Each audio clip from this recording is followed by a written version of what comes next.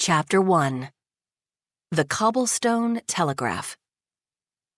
Nantucket Island is known for its cobblestone streets and red brick sidewalks, cedar-shingled cottages and rose-covered arches, long stretches of golden beach and refreshing Atlantic breezes.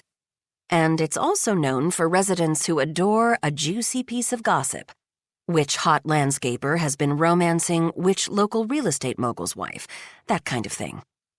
However, none of us are quite prepared for the tornado of rumors that rolls up Main Street, along Orange Street, and around the Rotary out to Sconset when we learn that London-based billionaire Xavier Darling is investing $30 million in the crumbling eyesore that is the Hotel Nantucket.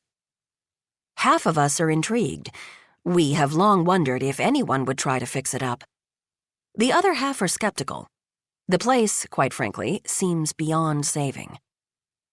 Xavier Darling is no stranger to the hospitality business. He has owned cruise lines, theme parks, racetracks, and even, for a brief time, his own airline.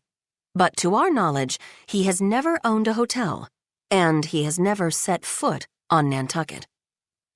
With the help of a local real estate mogul, Eddie Pansick, a.k.a. Fast Eddie, who, for the record, has been happily reunited with his wife, Xavier makes the savvy decision to hire Lisbeth Keaton as his general manager. Lisbeth is an island sweetheart. She moved to Nantucket in the mid-aughts from the Twin Cities, wearing her blonde hair in 2 long braids like the younger princess in Frozen, and at the start of her first summer on island, she found a prince in J.J. O'Malley. For 15 seasons, Lisbeth and J.J. ran a wildly popular restaurant called The Deck. J.J. was the owner-chef, and Lisbeth the marketing whiz. Lisbeth was the one who came up with the idea for the rosé fountain and the signature stemless wine glasses printed with the day's date that became a social media phenomenon. Not all of us cared about Instagram, but we did love spending long Sunday afternoons at the deck drinking rosé, eating JJ's famous oyster pan roast, and gazing out over the shallow creeks of Monomoy, where we spied the occasional white egret fishing for dinner among the eelgrass. We all believed that Lisbeth and JJ had achieved what our millennials called #relationship goals.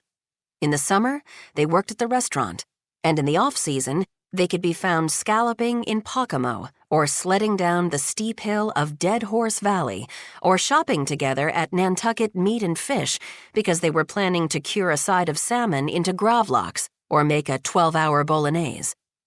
We'd see them holding hands in line at the post office and recycling their cardboard together at the dump. We were all shocked when JJ and Lisbeth broke up. We first heard the news from blonde Sharon. Sharon is the turbo engine behind Nantucket's rumor mill, so we were hesitant to believe it. But then Love Robbins at Flowers on Chestnut confirmed that Lisbeth sent back a bouquet of roses that JJ had ordered. Eventually, the story came out. At the deck's closing party back in September, Lisbeth had discovered 187 sexually explicit texts that JJ had sent to their wine rep, Christina Cross. Lisbeth was, according to some, desperate to reinvent herself, and Xavier Darling provided a way. We wished her well, but the once grand Hotel Nantucket had a tattered reputation to repair, along with the roof, windows, floors, walls, and sinking foundation. Throughout the winter of 2021 and into the early spring of 2022, we watch local contractors, architects, and interior designer Jennifer Quinn entering and leaving the hotel. But every single employee has been sworn to secrecy about what's going on inside. There are whispers that our favorite fitness instructor, Yolanda Tolentino, has been hired to run the wellness center, and that Xavier Darling is looking for someone with an island pedigree to operate the hotel's new bar. We see Lisbeth Keaton come and go, but when blonde Sharon bumps into Lisbeth in the vehicle inspection line at Don Allen Ford, Lisbeth in her Mini Cooper and Sharon in her G-Wagon, and asks how the hotel is coming along, Lisbeth changes the subject to Sharon's children. Sharon has no interest in talking about her children.